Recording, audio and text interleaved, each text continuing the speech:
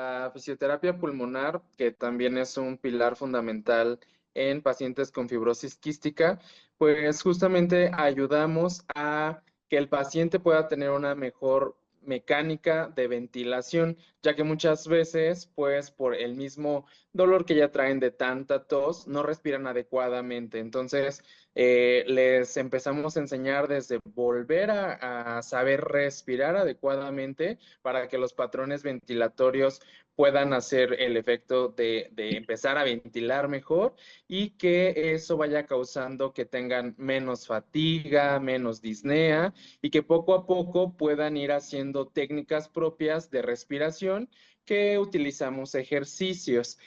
Nosotros nos basamos como en dos corrientes, que es la corriente americana y la corriente europea, para determinar qué es lo que necesita nuestro paciente de ejercicio específico. Lo vamos a dividir en edades de menor de 6 años y posteriormente de 6 años en adelante para determinar las técnicas que utilizamos.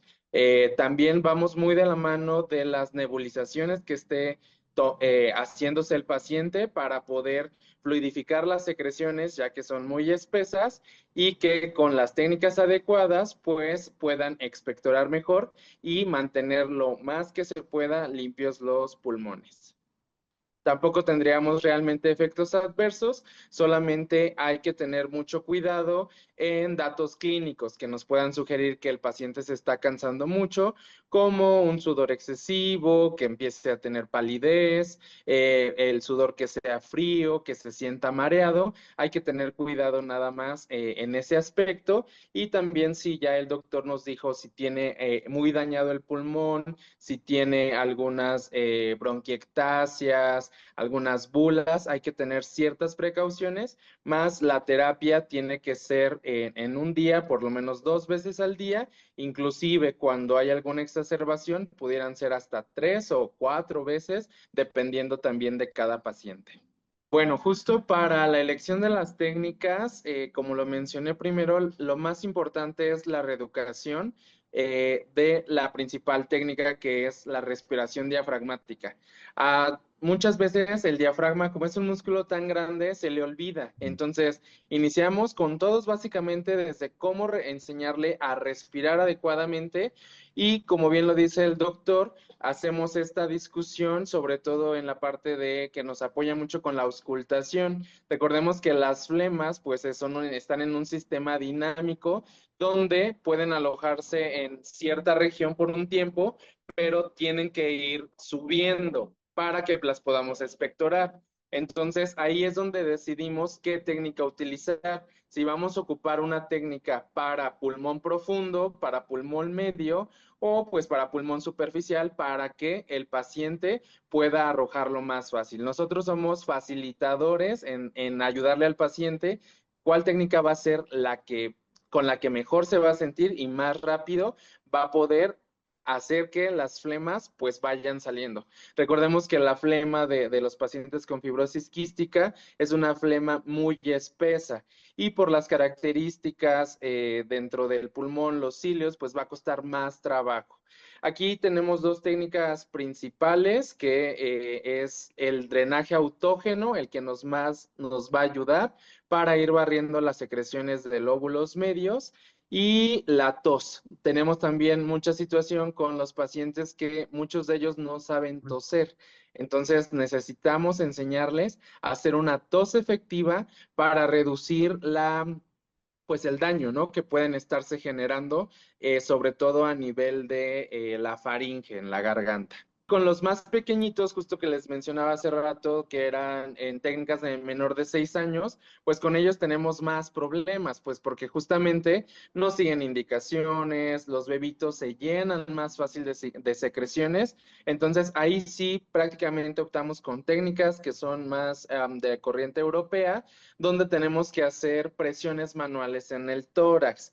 Nosotros consideramos que hay técnicas que están en desuso, como son la vibración, la percusión clapping, que solamente se utiliza en ciertos momentos específicos, y el inflar globos también es otra terapia que de repente dicen, no, pues infle globos, pero pues realmente no es una terapia. Entonces, vemos la edad del paciente justamente y también utilizamos dispositivos de ayuda que nos pueden facilitar, como es la capela, la válvula, la aeróbica, perdón, algún dispositivo que genere vibración va a ayudar al paciente, pero sí el paciente tiene que tener más de 6 años, que nos siga indicaciones, que pueda estar sentado en su lugar y que pueda hacer la terapia entre unos 10, 15 minutitos con el dispositivo. Para pulmón profundo también ocupamos lo que es el inspirómetro volumétrico, que mete volumen, y ese nos ayuda a llegar a la vía más pequeña y permitir su permeabilidad, o sea, que se mantenga abierta y poder ir eliminando las secreciones, pero ahí sí necesita un grado de cooperación y de conciencia nuestro paciente adecuado para seguir la indicación. El éxito de la terapia va a ser que el paciente pueda hacer cambio de aire entre flujos un poquito de repente más lentos, un poquito más rápidos o explosivos. Eso va a ayudar a que la flema se mueva y pueda ser expectorada. Todos los niños los iniciamos, entre más pequeños nos lleguen, pues aunque todavía no tengan tantas secreciones, al final todos producimos secreciones. Entonces, trabajando con los papás, desde que empiecen a hacer rutinas, que su rutina del día a día sea más estructurada para sus nebulizaciones, para la terapia, y no olvidando que finalmente es un niño y conforme va creciendo, nosotros lo que optamos mucho es el juego. Justamente en los primeros 2 años, pues son puras técnicas manuales, pero en el periodo de los 3 a los 6 años le llamamos las técnicas de transición, donde vamos a enseñarle al paciente justamente a ir controlando mejor la entrada del aire por la nariz, la salida del aire por la boca, que empiece a trabajarlo más duro, que empiece a sacar el aire. A veces decimos, sopla como un dragón. ¿Cómo le hace el dragón? Para que esto vaya haciendo que el paciente no lo vea aburrido, sino como algo divertido. Pero también tenemos que ir de la mano con las familias para que lo estén haciendo frecuentemente y que se llegue a formar ese hábito. Si logramos que en estas técnicas de transición de los 3 a los 6 años el paciente pueda hacerlo, hasta lo pide solito, ¿no? Voy a hacer mi terapia. Ya cuando tiene que hacer las técnicas por él solito, pues va a tener un espacio donde hacerlo y se va a dar el tiempo para poder lograrlo. De repente se sienten bien, lo dejan de hacer, pero ¿qué pasa? Pues se vuelven a infectar porque se vuelven a acumular las secreciones. Entonces tratamos de optar ahí a lo mejor con los que no están tan graves o están más estables, de que a lo mejor puedan utilizar algún dispositivo que no les lleve tanto tiempo. Justamente ahí con la evaluación también pudiera ser de la rehabilitación, determinar cuál es el mejor dispositivo para que tenga el mejor efecto para ellos y se reduzca el tiempo, porque entre el tiempo de la nebulización más la terapia es de lo que más se quejan. Fomentar también algún tipo de deporte. Hay deportes como la natación, que nos va a ayudar mucho para facilitar la expulsión de las secreciones posterior al ejercicio, pero en sí, si el paciente clínicamente y su función pulmonar está adecuada, pues podría ser el que le gusta, solamente con ciertas precauciones, pero el deporte también ayuda mucho. Hay pacientes que dicen, no, es que yo me canso mucho, pero pues como sabemos, entre más tiempo pasen en reposo, el músculo se debilita, las articulaciones se van atrofiando, tenemos malas posturas, los dolores, es un círculo vicioso. Entonces, de parte de fisioterapia, pues fomentamos mucho el movimiento y la autonomía. La terapia respiratoria en fibrosis quística es uno de los pilares más importantes para el manejo, el tratamiento y la calidad de vida del paciente. Y hablemos no solamente del paciente, también tenemos que hablar la calidad de vida de su entorno familiar, de los que viven alrededor de esta persona con esta condición, que siempre son los que están muy afectados y no se les pone mucho cuidado. Entonces, cuando nosotros logramos que esta persona tenga calidad de vida, vemos cómo se ve reflejado en todo este ambiente familiar. Entonces, es que ellos comprendan la importancia de lo que es la terapia respiratoria, cómo debemos revisar las técnicas, los dispositivos, el tratamiento en general que se les hace para limpiar estas vías aéreas y no solamente limitarnos a la vía aérea baja. Tenemos que tener muy en cuenta que la vía aérea es una vía aérea completa que está comprendida entre vía aérea alta y la vía aérea inferior. Enseñarles los ejercicios respiratorios, la importancia del ejercicio físico, cómo recomendamos de acuerdo a la edad del paciente, qué ejercicio tiene que hacer, qué dispositivo debe utilizar. Debemos conocer también la evidencia clínica. Este personal que maneja los pacientes con fibrosis quística debe ser un profesional que haya estudiado mucho lo que es la fibrosis quística, el impacto que tiene en su calidad de vida, en su duración de vida, cómo va a vivir ese paciente, cómo va a vivir esa familia, qué apoyo le vamos a dar y adaptarnos a individualizar cada paciente. Aquí no es lo mismo tratar el paciente solamente por unas guías, sino tenemos que individualizar el tratamiento de estos pacientes.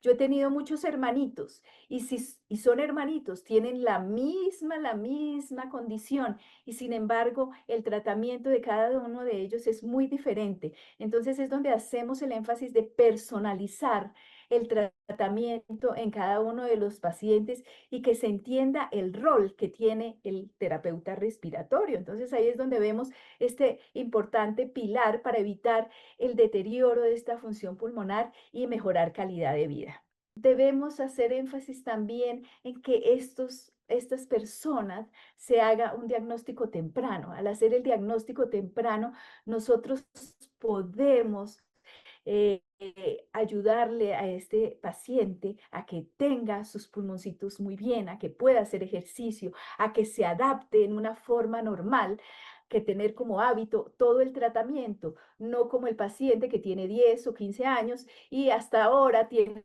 que hacer un cambio brusco con todo lo que requiere la fibrosis quística. Actualmente el manejo de terapia respiratoria en paciente FQ tiene un manejo integral, un manejo con objetivos de mejorar la calidad de vida del paciente, un manejo donde no nos centramos exclusivamente en drenar esas secreciones, sino en mirar cómo la aerosolterapia va a llegar hasta donde tiene que llegar, por qué tenemos que tener en cuenta los equipos, por qué tenemos que tener en cuenta que su vía, su nariz esté destapada, por qué tenemos que fijarnos cómo respira. Una de las cosas muy importantes es saber que el paciente tiene buenos equipos, porque a veces podemos tener un medicamento excelente, es el mejor antibiótico, es el mejor mucolítico, el mejor broncodilatador, pero resulta que el paciente está utilizando unos equipos que no permiten que le llegue ese medicamento donde tiene que llegar.